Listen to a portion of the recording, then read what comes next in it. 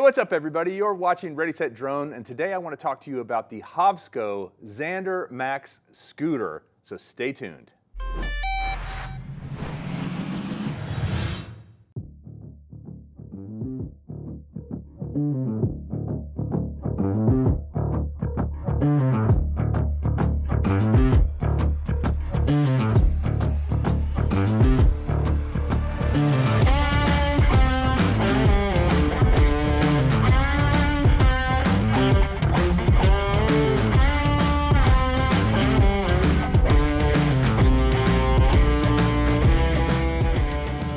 The Hovsco did send me this scooter, and I will be giving you my honest opinion about it, which generally is pretty good. Makes my job much easier when that's the case. This is a scooter for commuting, for students, for people who want to get around short distances efficiently and quietly. It's a lot of fun to ride. It's got big knobby wheels. It's pretty heavy duty, goes over bumps really well because of those big wheels, has a headlight and a lot of extra features. So let's start with the basic specs. It's about 36 pounds, so it's not light, but it's heavy enough that it feels really good under you. It will hold a weight of about 220 pounds or 100 kilograms. I'm actually just over that at 225, so I was riding it kind of at its max capacity, and it did fine with me. It's got a 36-volt lithium-ion battery and a 350-watt motor that has a peak of 500 watts. Now, I'm not exactly sure what that peak means, but 350 watts on a device this small is pretty common, and it's got plenty of power to get you up to about 19 miles an hour in high mode. Speaking of which, there's three modes. There's a low, a medium, and a high, and they do different speeds. The low is under 10 miles an hour, the medium is probably around 12, and the high gets you up to about 19 miles an hour, although you can get going faster if you're going slightly downhill. Now, they say the range is about 30 miles. I had less than that, but I weigh on the top end of it, and my neighborhood is very hilly. So if you weigh less and you live in a flat neighborhood, you might get that 30 miles. But if you live in a neighborhood with a lot of hills and you weigh more than that 220 pounds or on the top end of that, you probably won't get as much. I felt like I could get 15, 20 miles out of it pretty easily, but 30 miles was going to be a push for me in my neighborhood. Now, the things I really like about the Hovsco Xander Max are, first of all, its price. It's very reasonably priced for a scooter of this quality. I actually bought one for my daughter recently, and it was a different brand, and it was very similar, but it cost a lot more. So I'm glad to see that they can make one that feels really high quality but doesn't break the bank.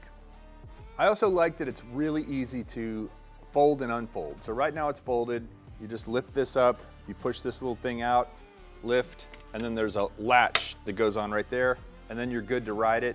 And when you want to bring it down, there's a little release right here that you push in, pull this down, drop it, and then there's a slot that goes right in right here, and when it goes in there, you can actually pick it up and carry it with the bar, which is great. So the foldability of it is very, very good and very, very easy. Another thing I really like is the big tires. They're big, rubbery, and they take bumps really well, and that's nice to have when you're going over terrain, over curbs, and kind of sidewalks with little slats in it and stuff. These big tires make the ride much smoother and give you more confidence on the scooter. There's also a headlight and a brake light on this scooter. The headlight has an auto feature that will come on automatically when it gets dark out, which is nice, so you don't have to remember to turn it on and off. And the brake light comes on when you pull the brakes, so that's kind of nice as well because it lets people behind you know that you're either slowing down or stopping. And it's pretty bright. You can see it in daylight pretty easily. It has pretty good sized disc brakes, and I never felt any problem even going down a hill in stopping. The brakes seem to engage really well. I even kind of like the way they've done this red paint on the brakes to make them kind of stand out as a feature. They look cool and they do a great job of stopping it. I had a lot of confidence, and again, I'm on the heavier end of what this scooter will hold, and it had no problem stopping with me, so the brakes are a plus.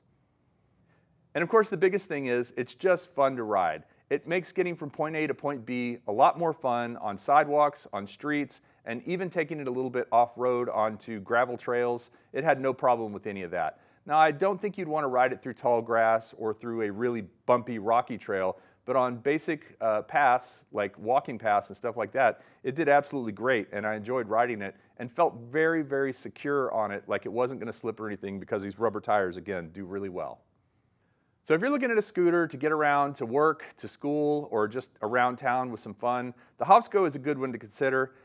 It is on the heavier side, but it's also very solid. I feel like that's a trade-off. If you had a lighter scooter, it wouldn't be quite as heavy to carry. And don't get me wrong, it's not unreasonable. It's easy to pick up and carry. It just is something that if you need to carry it upstairs and stuff, you'll want to consider that it is on the heavier side. But I like that about it because that to me makes it feel more solid and like something I can actually ride even at 225 pounds. So I'd love to hear what you think about e-scooters and the Hovsco Xander Max in particular. I'll leave a link below if you want to check out the full specs and buy one. It is an affiliate link, so I will make a little bit of money if you use that link, but it's up to you if you do it or not. I appreciate you watching, and we'll see you next time on Ready, Set, Go.